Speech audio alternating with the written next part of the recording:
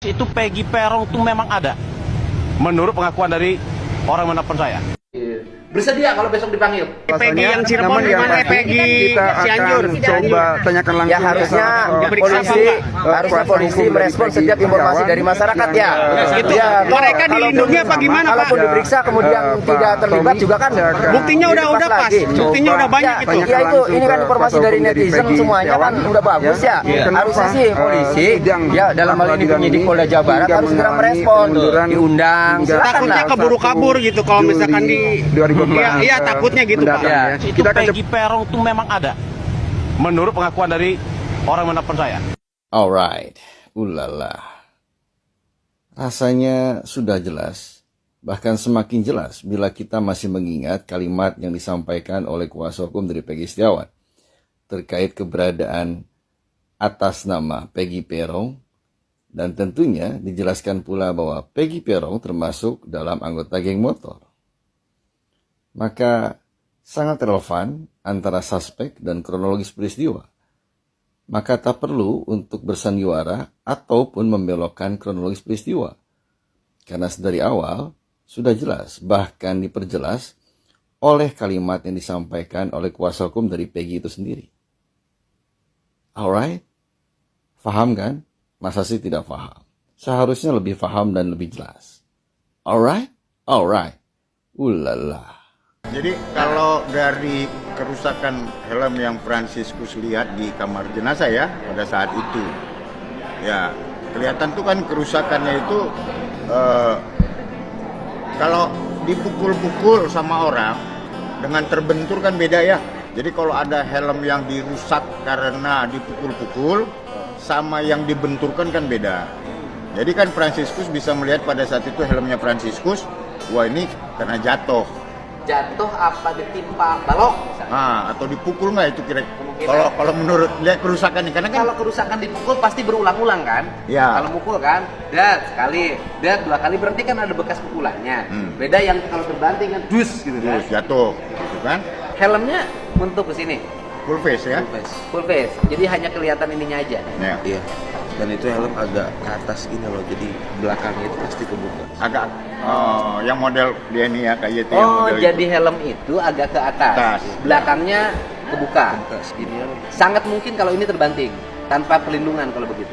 menurut saya, tapi kan tergantung posisi jatuh. Ya. Ya, artinya bahwa ada potensi kemungkinan kalau jatuh itu juga, misalnya jatuhnya beberapa kali, kemudian menimpa bagian Paru belakang. ya kepala belakangnya tanpa pelindungan helm itu Iya, agak kebuka soalnya. agak kebuka. Jadi gini Frans, ini kan keterangan saksi yang lain mengatakan bahwa setelah motor jatuh, Eki itu kan membentur tiang PJU.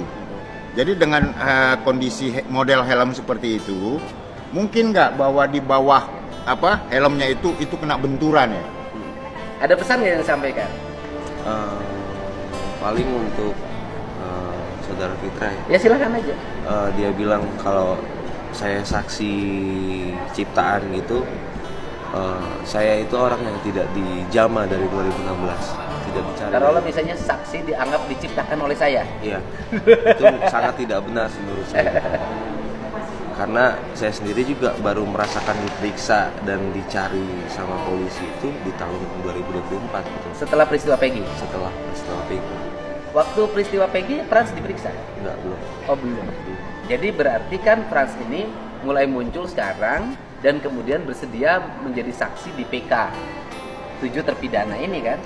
Iya, masih Ya. ada pertimbangan. Dan harus berani disampaikan, karena kalau Frans kemudian juga tidak berani bersaksi di pengadilan, orang akan beranggapan Frans ini saksi yang dibuat-buat untuk kepentingan media sosial.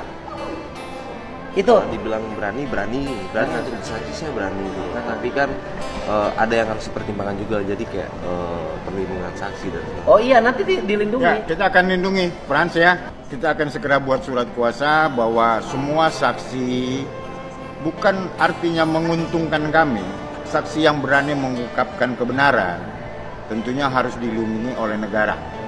Ya, itu kita kan ada lembaga LPSK.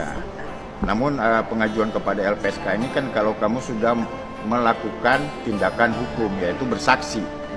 Ya, jadi kita akan lakukan perlindungan sesuai dengan aturan yang berlaku. Ya. Dilindungi dan tidak usah bayar terhadap pengacaranya, karena nanti pengacara sudah sukarela untuk menangani kasus ini agar kasus ini menemukan titik keadilan.